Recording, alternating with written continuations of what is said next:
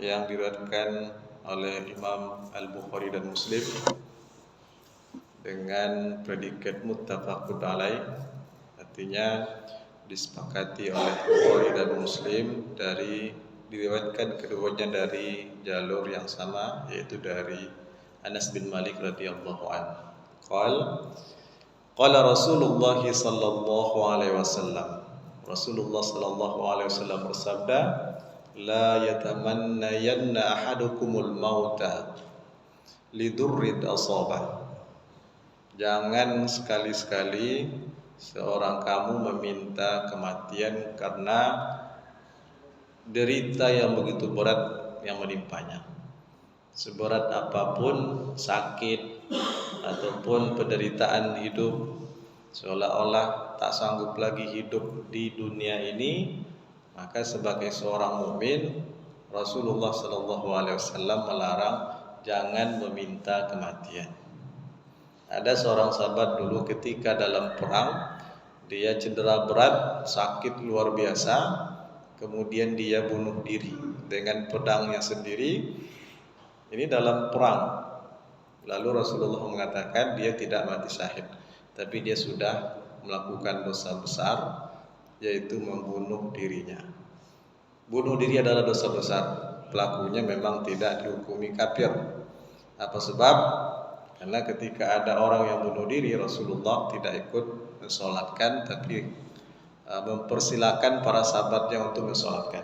Ini menandakan orang yang bunuh diri dia tidak kafir, tapi melakukan dosa besar.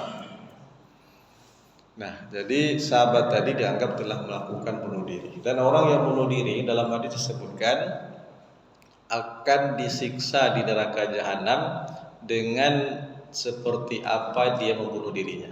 Kalau dia membunuh dirinya dengan besi, dengan pedang, maka di neraka jahanam dia akan menyiksa dirinya dengan cara menusukkan pedang tadi ke tubuhnya. Nah, jadi seberat apapun Rasulullah melarang jangan meminta kematian. Fa kana labudda fa'ilan falyaqul. Tapi ada pengecualian. Kalau memang tak sanggup lagi karena begitu beratnya penderitaan yang dialami, sakit yang begitu berat, dan seolah-olah tak sanggup lagi, atau bagi dia rasanya tak ada lagi harapan untuk sembuh, untuk hidup normal seperti biasa, falyaqul, maka berdoalah atau katakanlah, Allahumma ahyini ma kanatil hayatu khairan li wa tawaffani idza kanatil wafatu khairan li. Muttafaqun alaih. Apa doa yang dia ucapkan? Allahumma ahyini, ya Allah hidupkanlah aku. Tentu yang makna hidup itu tidak menderita sakit, bisa hidup normal. Nah, walaupun mungkin tidak seperti orang lain, tidak lagi punya kekuatan fisik, tapi bisa hidup dengan baik, normal, bisa makan, bisa minum, bisa beribadah dan sebagainya, tidak dalam keadaan menderita berat. Maka doalah, Allahumma ahyini ma kanatil hayatu khairan li. Ini doa ini baiknya kita hafal. Allahumma ahyini ma kanatil hayatu khairan li. Ya Allah, hidupkanlah aku apabila atau selama hidup itu lebih baik bagiku. Wa tawaffani idza kanatil wafatu khairan li. Nah, dan sebaliknya, ya Allah, wafatkanlah aku apabila kematian itu lebih baik bagiku. Jadi di situ pun sudah mengandung rasa tawakal yang sempurna kepada Allah. Karena begitu beratnya penderitaannya, kalau meminta kematian itu dikhawatirkan dia tidak lagi tawakal dan seolah-olah tidak menerima ketentuan Allah pada dirinya. Padahal semua yang terjadi dalam kehidupan kita itu sudah menjadi takdir, ketentuan dari Allah Subhanahu wa taala. Maka berdoalah dengan doa seimbang. Hidupkan kalau kehidupan itu lebih baik, dan matikan kalau kematian itu lebih baik. Memang para sahabat dulu banyak sekali yang menginginkan kematian, tapi Rasulullah melarang. Nah, apa sebab? Karena bagi mereka memang yang namanya hidup itu bukan di dunia, tapi yang namanya hidup itu nanti di akhirat. Ini sejalan dengan hadis Nabi yang juga pernah kita sampaikan. Rasulullah pernah mengatakan, Allahumma, ya Allah, la aisha, tidak ada kehidupan itu illa aisyul akhirah, kecuali kehidupan akhirat. Sebenarnya kehidupan yang sebenarnya itu adalah kehidupan akhirat. Kehidupan dunia ini adalah kehidupan yang main-main, tapi sangat berharga. Penentuan kehidupan di akhirat itu ada di dunia ini. Dunia ini adalah ladang ujian, di akhirat nanti ladang untuk menerima balasan. Nah, jadi para sahabat dulu banyak menginginkan kematian, tapi dilarang, akhirnya tak ada yang minta kematian.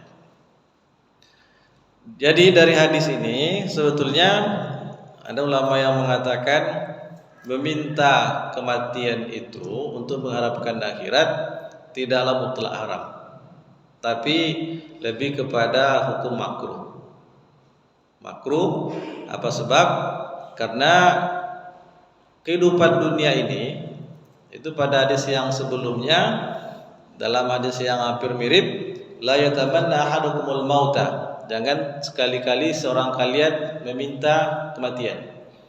Fa imma muhsinan, kalau seandainya dia orang baik, maka itu fayazdad, akan menambah bekal akhiratnya. Wa in kana muhtian, kalau dia musian, kalau seandainya dia orang jelek, banyak dosanya, maka kehidupan itu menjadi kesempatan baginya untuk bertobat, untuk menghapuskan dosanya. Itu juga baik, walaupun seberat apapun penderitaan di dunia ini. Dan tidak ada seberat apapun penderitaan dunia ini, rasa sakit di dunia ini, dan tidak ada artinya dibandingkan dengan penderitaan di neraka di akhirat kelak. La yu'azibu azabu ahadun wa la yusiku wasakahu ahad. Dalam surat Al-Fajr, tak ada satupun yang bisa mengazab di akhirat kelak seperti Allah mengazab di neraka. Nah, begitu beratnya. Maka seberat-berat apapun ujian di dunia ini, itu tidak seberapa dibandingkan dengan ujian atau azab Allah di neraka. Suatu kali ada seorang sahabat bertanya kepada Rasul dengan kasus Ammar bin Yasir dengan Khabbab. Ammar bin Yasir ini ketika pada periode Mekah, orang tuanya, ibunya, adiknya dibunuh di mata dia. Lalu ketika giliran dia mau dibunuh, dia membela diri dengan bertakiyah. Ketika dia dipaksa untuk kembali kepada agama lama, menyembah berhala, akhirnya dia mengaku ya, tapi hatinya tidak, untuk menyelamatkan nyawanya. Setelah itu dia merasa berdosa dan gelisah, kemudian mendatangi Rasulullah dan dia ceritakan bahwa dia dipaksa untuk kembali kepada agama jahiliyah. Lalu kata Nabi, bagaimana dengan hatimu? Dia katakan, hati saya tetap dalam keadaan beriman. Maka saat itu turunlah ayat dalam surat An-Nahl yang membenarkan sikap Ammar bin Yasir yang berpura-pura masuk atau kembali kepada agama jahiliyah untuk menyelamatkan nyawa. Artinya dia bertakiyah. Itu takiyahnya Ammar bin Yasir untuk menyelamatkan nyawa. Jadi pada dasarnya bertakiyah menyelamatkan nyawa itu dibolehkan, itu dengan syarat dan ketentuan yang berlaku. Lalu Khabbab, Ammar bin Yasir itu nanti meninggal pada perang antara Ali dan Muawiyah. Karena Rasul sudah sebutkan, kelak nanti Ammar bin Yasir akan meninggal di kelompok yang zalim. Ternyata Ammar bin Yasir berada di pihak Ali dan dia dibunuh oleh kelompok Muawiyah bin Abi Sufyan pada tahun ke-40 Hijriah ketika terjadinya arbitrase antara Ali dan Muawiyah. Nah, ini panjang lagi ceritanya. Kemudian Khabbab itu ketika dia diancam untuk dibunuh, kalau tidak mau kembali kepada agama jahiliyah, dia bersikeras untuk tidak mau kembali, walaupun secara zahir. Akhirnya dia dibunuh. Udahlah, biarlah dibunuh daripada kembali kepada agama lama, agama jahiliyah. Akhirnya dia dibunuh, Khabbab ini. Maka di belakang hari ada sahabat menanyakan, ya Rasulullah, mana yang lebih baik antara Ammar bin Yasir dengan Khabbab? Kata Rasul, Khabbab lebih baik daripada Ammar.